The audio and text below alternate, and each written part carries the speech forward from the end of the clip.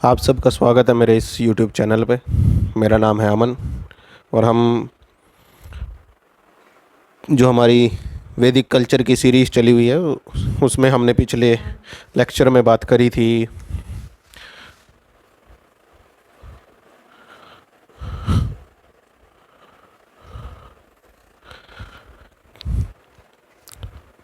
आश्रम के बारे में, वुमन के स्टेटस के बारे में, शूद्र के स्टेटस के बारे में और आश्रम के टाइप्स कितने हैं इसके बारे में, ब्रह्म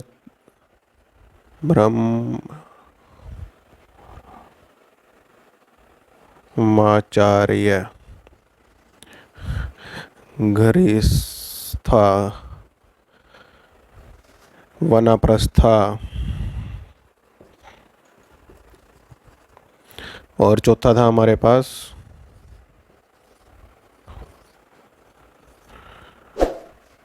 संन्यास।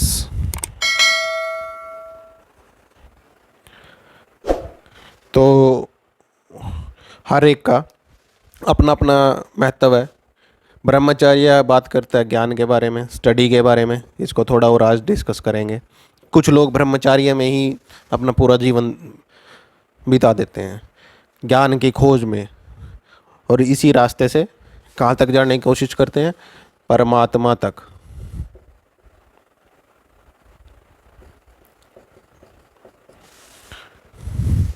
भारतीय संस्कृति की एक अद्भुत खोज जो एक इंसान को परमात्मा तक और परमात्मा बनने का भी मौका देती है। बुद्ध एग्जाम्पल। गृहस्था जब ज्ञान से पाकर कुछ व्यक्ति खुश हो जाते हैं और जान लेते हैं कि हाँ बस जितना मैंने जान लिया बस इतना मेरे लिए ठीक है, तो वो उसके लिए भी भारतीय संस्कृति में गृहस्थ जीवन की, मैरिज लाइफ, विवाह, समाज, सामाजिक जीवन के लिए भी स्थान दिया गया है। कितनी खूबसूरत व्यवस्था है। वानप्रस्था, जब आप ये भी फर्ज पूरा कर लो और आप सोचो कि हाँ मैंने कर लिया है, वानप्रस्था ट्रांसफ़र, जो आपने किया है उसको ट्रांसफ़र कर देना टू नेक्स्ट जनरेशन। और क्या करना? इंद्रियों से मुक्त, सेंसिस से दूर जाने की कोशिश। सेंसिस से दूर, संन्यास, सब कुछ का त्याग। और जब आप सेंसिस को हरा दोगे, कंट्रोल कर लोगे, तब आप बन जाते हो सन्यासी। कंट्रोल ऑन योर सेंसेस, अपनी इच्छाओं को से मुक्त हो जाना, सन्यास। और ये चारों अगर इसको भी आप फॉलो करते हो तो ये कहाँ लेके जाते हैं आपको? परमात्मा की तरफ। देखो क्या अद्भुत व्यवस्था है। ब्रह्मचार्य जीवन व्यतीत करके भी परमात्मा के लिए, और बाकी सुख और आप भोगना चाहते हो, उनको महसूस करना चाहते हो, तब भी व्यवस्था है और तब भी आप परमात्मा तक पहुंच सकते हो। उसका भी प्रावधान भारतीय संस्कृति में रखा गया है। और जब भी आपकी कोई भी बात धर्म से कॉन्ट्राडिक्ट नहीं करती हो, धर्म के खिलाफ नहीं है, तो समझो आप जन की बात को जानते हो, लोगों के मन की बात को उस टाइम आप बोल रहे हो। जब एक समूह में, एक मीटिंग में आप कोई बात करते हो और सब उस पर एग्री कर जाते हैं, तो इट मीन्स आपने सबके मन की बात करी है। आपने वो बात करी है जो लॉजिकल है और इम्पोर्टेंट है उस कंपनी के लिए, उस सिनेरियो के लिए, उस सिचुएशन के लिए। वो है धर्म। धर्म, एक और डेफिनेशन, एक और चीज ऐड हो गई, जो लोगों के मन को भाए, जो लोगों को अच्छा लगे, वो धर्म। और वो धर्म क्या है? सनातन। वैदिक पीरियड का सनातन, वैदिक पीरियड का सनातन। उसके बाद सिखिज्म आया, जब हम आगे आएंगे उसके बारे में बात करेंगे, क्रिश्चियन, ईसाई और मुस्लिम, इस्लाम। तो जब वो मिडेवल टाइम में वहाँ पहुँचेंगे तब उनके बारे में बात करेंगे। लेकिन अभी सनातन, जो सबके तन को, मन को पाए, सनातन। उसके बाद एक मार्क्स ने, मार्क्सवादी, काफ़ी वर्ड आपने इसको सुना है और चर्चाओं में ये बाहर आता है, जब डिबेट्स होती हैं या तो मार्क्सवादी है, ऐसा है। मार्क्स ने बोला क्या, धर्म क्या है? ओपियम, अफीम। अफीम है धर्म। किसके लिए? लोग, जनता के लिए।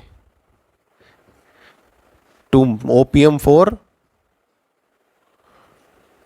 मासिस, जनता के लिए। धर्म को मार्क्स ने गलत नहीं बोला। Again I am repeating, we contaminated the meanings of word. शब्दों के मतलब को हमने भ्रष्ट कर दिया है। Opium for masses, not opium for people. लोगों के लिए नहीं, जनता, भीड़ के लिए। ये मार्क्स ने बोला। अगर वो बोलता कि लोगों के लिए है तो उसके लिए धर्म की कोई ज़रूरत ही नहीं थी। वो धर्म मानता ही नहीं, फॉलो ही नहीं करता, कुछ बोलता ही नहीं। लेकिन उसके लिए धर्म ज़रूरी था। लोगों के लिए ज़रूरी है, भीड़ के लिए अफीम ही है, नशा है। और कुछ एग्जाम्पल आपको पता ही हैं, किस किस तरीके के केसेस आए हैं सामने, और आते भी रहते हैं। नकली बाबा जो घूमते रहते हैं वो आते ही हैं। तो वो क्या कर रहे हैं? Opium, as a opium use कर रहे हैं। किसको? धर्म को। धर्म जो इतनी खूबसूरत चीज़ है, जो जीने का तरीका सिखाती है, जो बताती है समाज में किस तरीके से रहा जाए, जो सामाजिक संविधान है, वो धर्म है। मैन मेड कॉन्स्टिट्यूशन नहीं। मैन मेड आपको कुछ लॉज, रेगुलेशंस हैं, लेकिन वैसे नहीं जैसे धर्म आपको सिखाता है।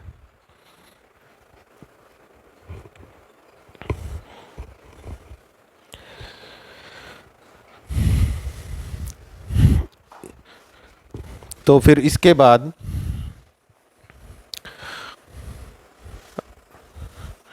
हम, एक संत हुए, कमाल का नाम है। मैं सोचता हूँ कई बार, जब भी मैं पढ़ता हूँ इनके बारे में, तो सोचता हूँ यार क्या इंसान थे वो लोग।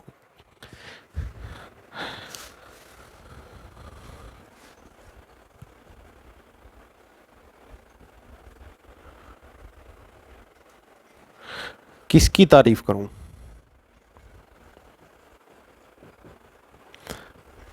बुद्ध की तारीफ करूं? स्वामी विवेकानंद की तारीफ करूं? किसकी तारीफ करूं? क्या एक से एक महान आत्माएं, महान नाम, बड़े बड़े नाम, और हर युग में उन्होंने कमाल कर दिया। दुनिया को वो सिखा दिया जो दुनिया आज तक फॉलो कर रही है। ऐसे प्रमाण रख दिए जिसको साइंस की तलवार से भी नहीं काटा जा सकता। एक और नाम, महान नाम, राम कृष्ण परमहंस, जिसने उपयोगी और अन उपयोगी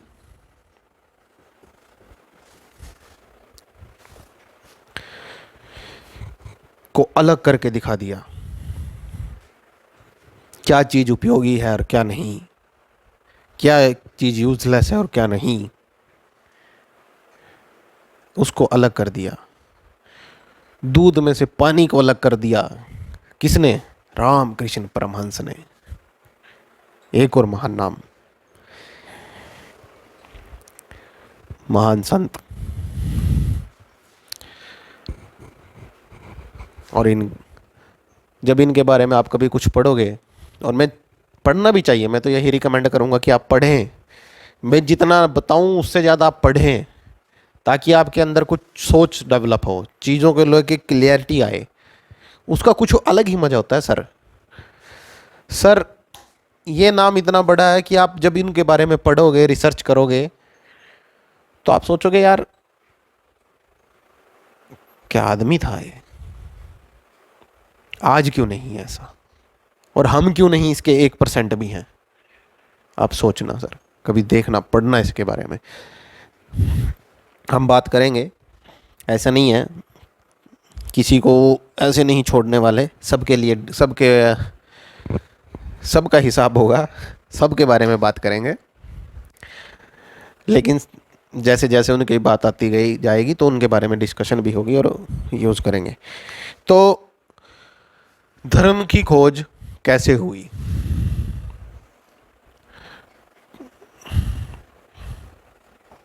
अब कोई ऐसे तो है नहीं कि बैठा है और हो गई। कोई कारण, कोई रीज़न, क्या कारण रहा कि धर्म चाहिए?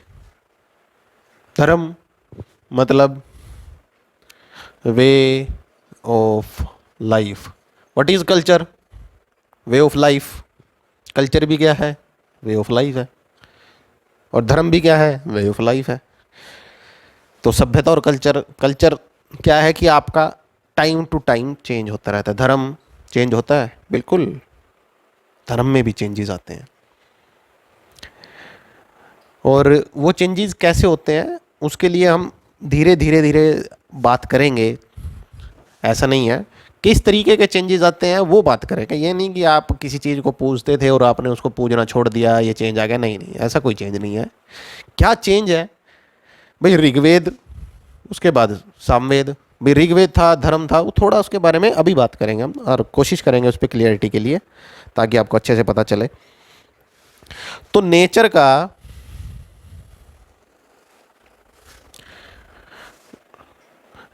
एक नियम होता है सर।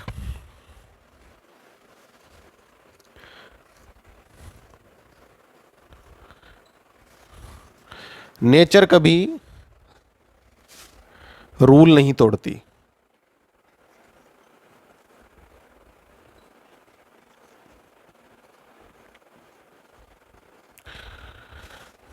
ये नेचर का नियम है। समंदर है, उसका नियम है कि वो, उसकी लहरें किनारे तक आती हैं और वहाँ से वापस लौट जाती हैं। अगर वो उस नियम को तोड़ दे तो पूरी दुनिया जलमग्न हो जाएगी, पानी पानी हो जाएगा सारी जगह। नेचर का नियम है। नदी का नियम है बहना। अब आप बोलोगे स्लोप है तो बहेगा ही, साइंटिफिक है ढमकाना वो। लेकिन ऐसा भी था जब केदारनाथ में बाढ़ आई थी। बारिश, बरसात, बादलों का नियम है बरसना। ये नेचर के नियम्स हैं, रूल हैं। इसलिए नेचर के ऊपर, और जो इंसान है, ह्यूमन, वो नियमों से बंधा हुआ नहीं था। एग्जाम्पल, बच्चा, घर में छोटा बच्चा होता है, वो कुछ भी करता है, कुछ भी उठा के फेंक देगा, कुछ तोड़ देगा, मार देगा, पता नहीं है। थोड़ा बड़ा होगा तो पता चलेगा, गिर जाएगा तो चोट लग जाएगी। थोड़ा और बड़ा होगा तो साइकिल चलाना सीखेगा, थोड़ा और बड़ा होगा तो स्कूल में जाएगा, मार्केट से कुछ अनाब शनाब खाएगा। तो उसको रोकने के लिए, उस अनाब शनाब के लिए क्या है? माँ बाप।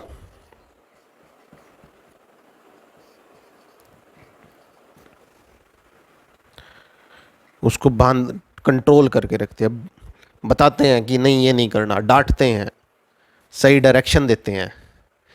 क्यों? सही राइट डायरेक्शन के लिए।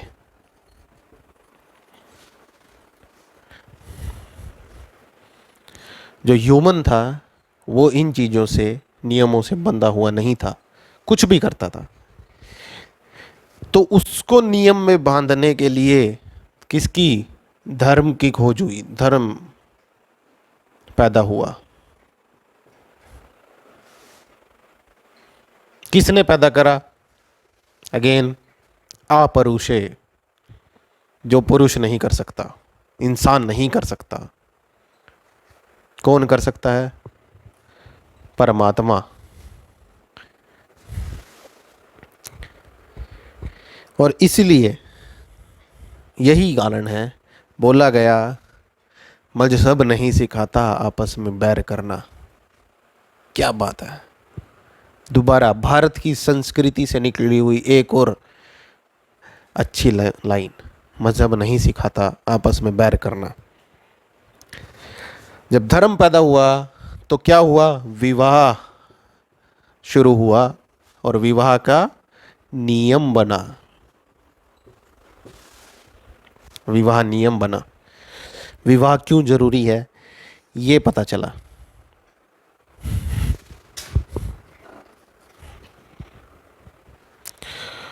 और धर्म ने क्यों जरूरी हुआ, आगे इसको और बढ़ाते हैं और कनेक्ट करते हैं। सर, कनेक्शन के साथ ही हमने पढ़ना है।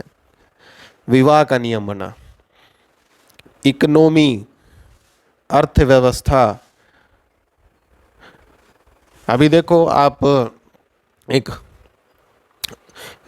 कॉन्स्टिट्यूशन में रूल रेगुलेशंस है, कितने सेक्टर को कितने % बजट होगा। हर कंपनी का एक अपना है कि मेंटेनेंस के लिए इतना होगा, और आप प्रोडक्शन कर रहे हो तो उसके लिए इतना बजट होगा, आप परचेज कर रहे हो तो इतना होगा, इतने प्राइस पे जाएगा। तो वो धर्म से निकल कर आया और इकोनॉमी को धर्म ने चलाने का तरीका बताया।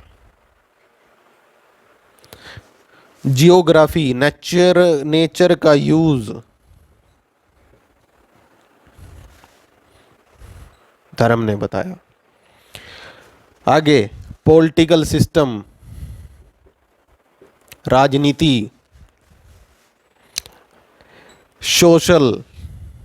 सोसाइटी, इन सब में डेवलपमेंट धर्म से।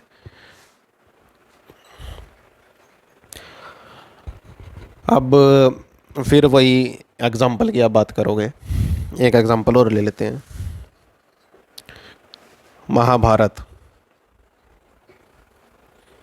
आप बोलोगे कि इसका कोई सर रिटन रिकॉर्ड्स तो है, मतलब रिकॉर्ड ही है और कोई साक्ष्य नहीं मिलते। मिल जाएंगे, क्या दिक्कत है? मिलेंगे तो आपको बता देंगे, प्रॉब्लम क्या है। लेकिन रिटन में तो है, इतने सालों से है और चलती आ रही है और मानते भी हैं। भाई गीता के ज्ञान को आप ऐसे ही बोल दोगे कि माइथोलॉजी है, ऐसा थोड़ी ना होता है कि एक बंदा तो बोल रहा है कि हमारे यहाँ पे ऐसा हो गया और वो सही है, लेकिन यहाँ माइथोलॉजी ऐसा नहीं। ये नहीं सर, ऐसे नहीं पढ़ना, ये गलत तरीका है पढ़ने का। सोचना है, सोचना है, शांति से बैठ के सोचना। अच्छा हाँ, ऐसा हो रहा है तो ऐसा होगा, इस तरीके से होगा। अच्छा ये इस तरीके से घटना हुई तो वो वैसे होगी, इस तरीके से कनेक्ट करना है सर। महाभारत, जब इंद्रप्रस्थ बना तो युधिष्ठिर ने बोला कि हमसे किसी को डरने की जरूरत नहीं है। पांडव सबसे शक्तिशाली, किसी भी राज्य को युद्ध में हरा कर चुटकियों में अपने अंडर कर सकते थे, लेकिन युधिष्ठिर ने बोला विस्तारवाद इंद्रप्रस्थ की नीति नहीं है। विस्तारवाद, देखो सर कितनी बड़ी बात, विस्तारवाद। वो चाइना क्या कर रहा है? विस्तारवाद। रूस भी आज वही करने जा रहा है यूक्रेन पे। लेकिन भारत, क्योंकि वो करके देख चुका है, उसको पता है ये भारत की सभ्यता है। क्या? विस्तारवाद नीति नहीं है।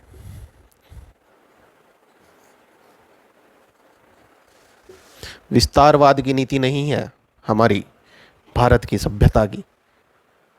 कुछ लोग तर्क देते हैं कि यार ये विस्तारवाद ये हम नहीं करते और इस तरीके के हम सोच रखते हैं, और तभी ये इस तरीके के लोग हमारे बीच में आ गए जिसकी वजह से सब ऐसा माहौल हो गया बेकार, करप्टेड, ये ऐसा वैसे। तो क्या फ़र्क पड़ रहा है सर?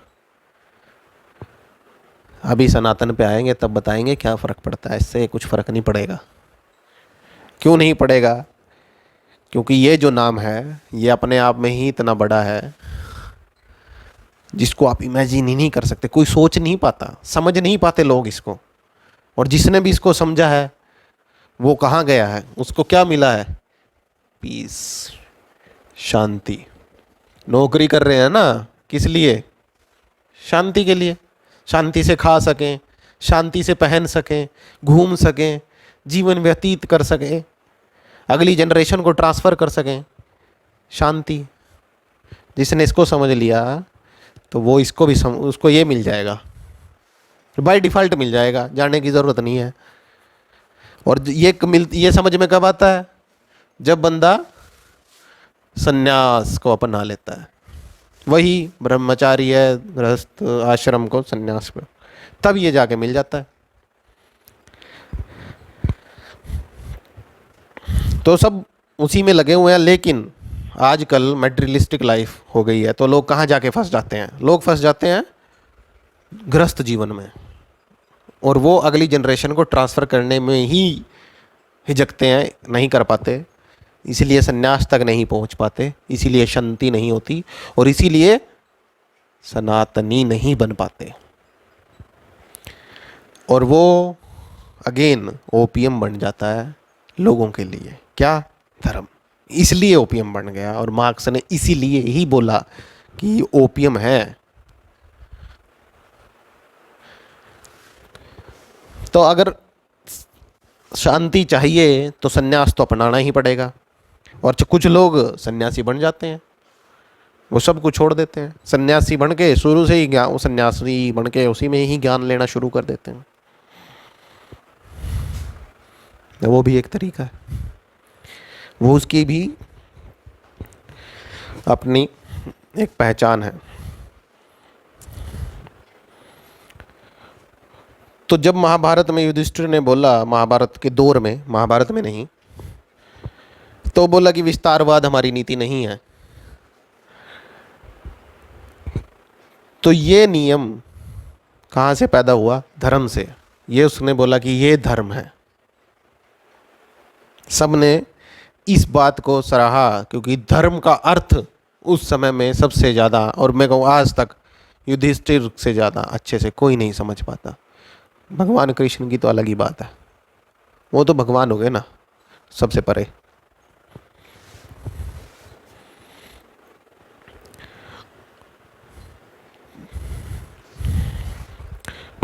अब अगेन धर्म पैदा होने से नियम बने सोसाइटी को चलाने के, जिंदगी जीने के। लेकिन अगेन अब धर्म और कल्चर में क्या डिफरेंस है, उस पे थोड़ा सा आपको क्लियरिटी मिलेगी, उसके बारे में हम थोड़ा बात करेंगे इस बार भी आगे जो बात करने जा रहे हैं। अब एक चीज़ और हुई समय के साथ, जो अभी भी होती रहती है, और आप अगर हिंदुइज्म के या सनातनी के धर्म ग्रंथ पढ़ोगे तो उसमें रजोगुण तमोगुण के बारे में बात करी गई है। एक तो तमोगुण तामसी मतलब बुरा जो है, और बुरा खाने के बारे में भी बात हुई है कि खाना ऐसा ये वाला अच्छा नहीं है और इस तरीके से। और ये चीज़ हर धर्म में हुई, और हर एक उसमें बुक्स में ये मिलता है। और वो एक पी के मूवी में दिखाया गया, वो वाइन लेकर चला जाता है और वाइन का गिलास चर्च में ऑफर करते हुए दिखाया गया सीन है एक। तो वो चीज़ कैसे आई, किस तरीके से आई? कोई भी खाना या पहनना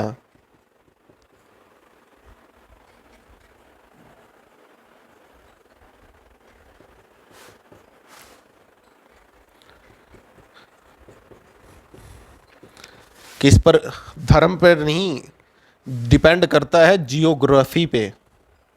अब वही सर मैं बार बार बोला हूँ, कोई भी चीज़ अगर आप पढ़ रहे हो धर्म के बारे में, हिस्ट्री के बारे में, हिस्ट्री के बारे में, तो आप जियोग्राफी और इकोनॉमी उसको कनेक्ट कर कर पढ़ो। सऊदी में, दुबई में कैसा पहनावा है, क्या है, कहाँ से आया पर्दा, पर्दा कहाँ से आया? जियोग्राफी से। क्यों? गर्मी इतनी है। अब वहाँ मेल भी डालते हैं और फीमेल भी डालते हैं। अब आप देखो वो शेखों को देखोगे तो वो कपड़ा रखते हैं सिर पे, क्यों? पहनावा भी उनका ऐसा होता है। कहाँ से आया ये? गर्मी इतनी है, टेम्परेचर, धूप डायरेक्ट सहन नहीं होती। आप देखो ना इंडिया में आप क्या हो रहा है, लेडीज डालती हैं, लेडीज तो ज़्यादातर डालती हैं, और अब तो मेल में भी शुरू हो गया है। तो कहाँ से आए? लू, आप बाइक चलाना लू में, गर्मी की लू में जब उतरोगे ना, ऐसा फील होगा जैसे चेहरा पूरा जल गया हो। क्या करोगे उससे बचने के लिए? मुंह पे कपड़ा लगाओगे, पर्दा।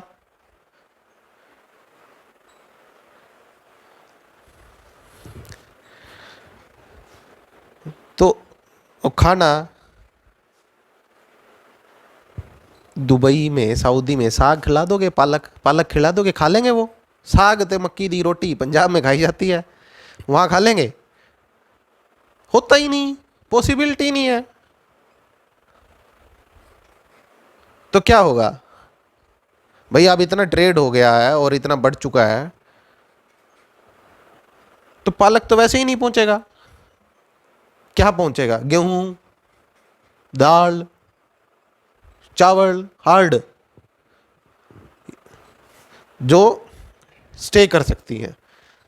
पानी की ज़रूरत नहीं है जिसको, मैच्योर हो जाने के लिए। फूड जब पक जाता है, मैच्योर हो जाता है, तब उनको वो जाएंगे। पालक चला जाएगा, गोभी चली जाएगी, मतलब ही नहीं है, पॉसिबिलिटी ही नहीं है।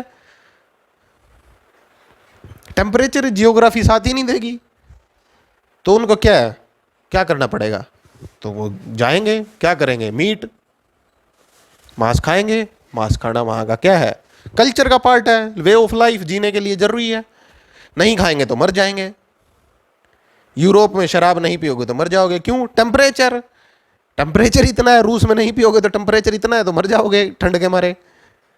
भाई आप आर्मी में, सियाचिन में -40 -30 में रहते हैं, वो उनको क्या पीते हैं? वो नहीं पियेंगे तो क्या होगा? तो शराब पीना यूरोप का कल्चर है। यूरोप का कल्चर है। यूरोप का कल्चर क्या है? शराब यूज है, कल्चर का हिस्सा है, पार्ट है ये कल्चर का। नहीं पिएंगे तो मरेंगे।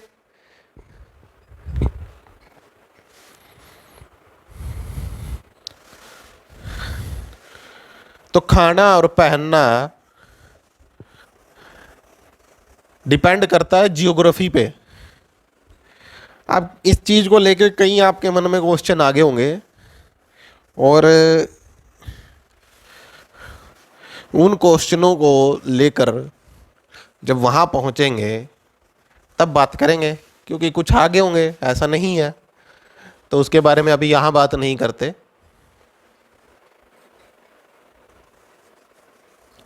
बात करेंगे जब वहाँ पहुँचेंगे। लेकिन ये बात, इस बात में कोई दो राय नहीं है कि जियोग्राफी में आप सोचो कि सऊदी के लोग अगर ये यूरोप में जाके रहने लग जाए, यूरोप में रहते हैं, टाई लगाते हैं, आप बोलते हैं फैशन ये वो, यहाँ लगा के दिखाओ गर्मियों में, लगा के देखना, पता चल जाएगा आपको। फिर वो आप ऐसे ऐसे करते घूमोगे, लूज़ करोगे इसको। क्यों भाई, जब लूज़ करनी है तो लगानी ही क्यों है, ज़रूरत क्यों पड़ गई। घुटन, टेम्परेचर, गर्मी इतनी है, मॉइस्चर इतना है, एयर जा ही नहीं रही अंदर। तो वहाँ क्या है, टेम्परेचर इतना है, अंदर एयर जाएगी तो क्या होगा, गड़ क्या होगा, गड़ सूख जाएगा, ठंडा हो जाएगा। ठंडा होने से क्या होना, टॉन्सिल की प्रॉब्लम, पक जाएगा अंदर से बीमारी। तो उसको बचाने के लिए टाइट करा जाता है। टाई वहाँ का कल्चर है, फैशन नहीं है, कल्चर है, ज़रूरत है, वहाँ की नेसेसिटी है। Necessity is mother of invention. ज़रूरत पड़ी तो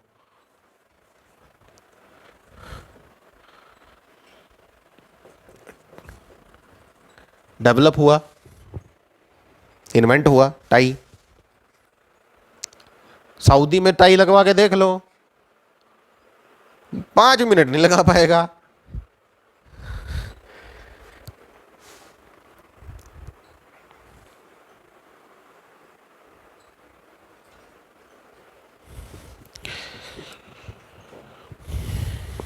तो रामकृष्ण परमहंस, जो मैंने बोला था कि हम इन पे ऊपर बात करेंगे, ये इन्होंने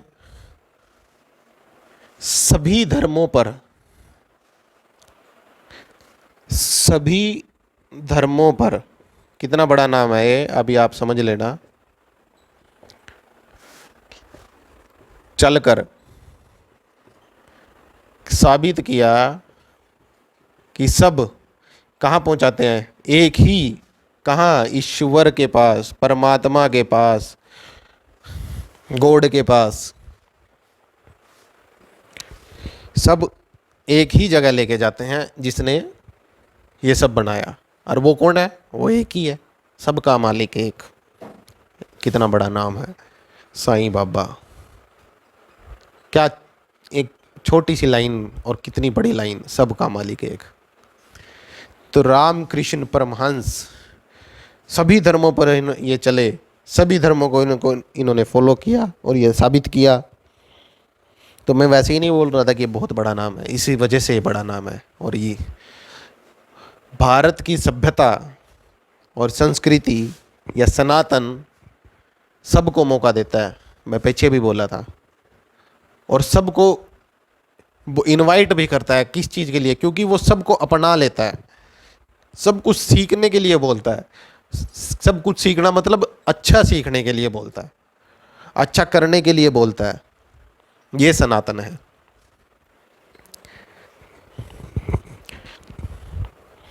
अब भारत के आदमी को आज की डेट में, इंडियंस को क्या चाहिए, इंडियंस को चाहिए आज की डेट में पैसा। तो इसलिए लक्ष्मी की पूजा होती है।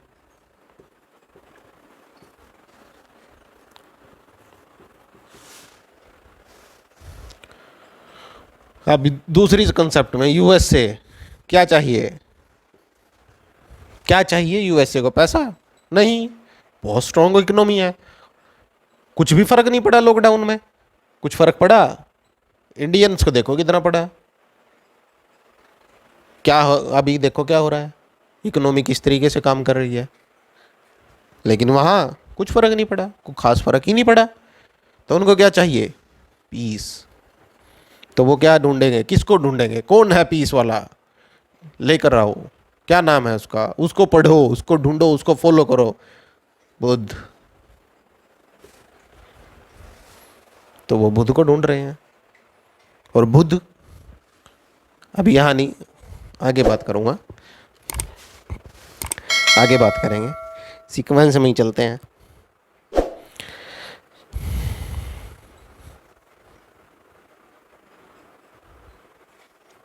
अब अब ये क्यों बुद्ध को ढूंढ रहे हैं, क्या कारण है? Materialistic life.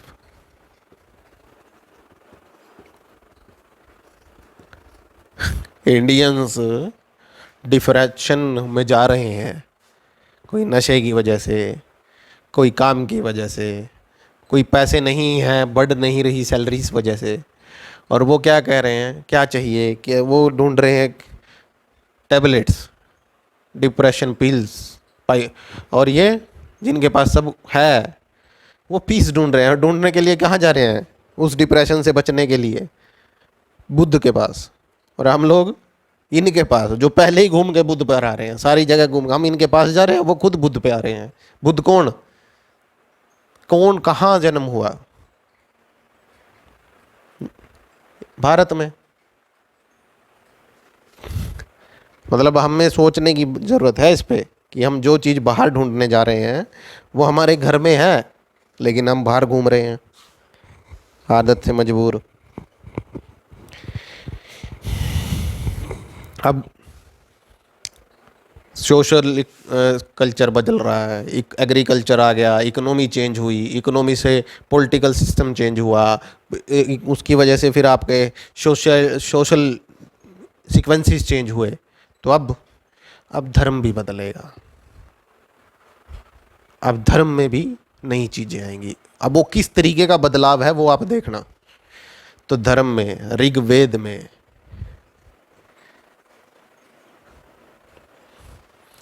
नए देवताओं का जन्म हो, नाम आना शुरू हुआ।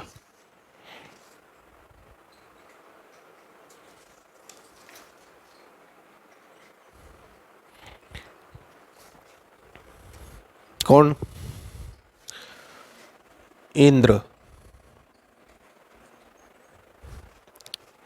किस लिए? ऋग्वेद के देवता, ऋग्वेद के देवता, अर्ली वैदिक पीरियड। अब जब देखना धर्म कैसे बदल रहा है, अब ये देखना सर,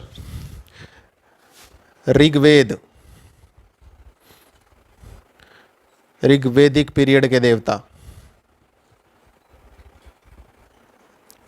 इंद्र।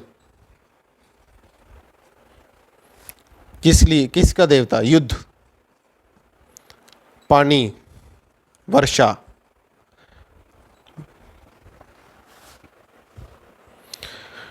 ऋग्वेदिक टाइम में एग्रीकल्चर नहीं था, इकोनॉमी नहीं थी, एग्रीकल्चर नहीं था, ये कहना गलत है, था लेकिन उतना डेवलप नहीं था। तो इस वीडियो में इतना ही। इसके नेक्स्ट पार्ट में हम बात करेंगे, इसको आगे बढ़ाएंगे ऋग्वेदिक पीरियड के देवताओं के बारे में लेकर। Thank you.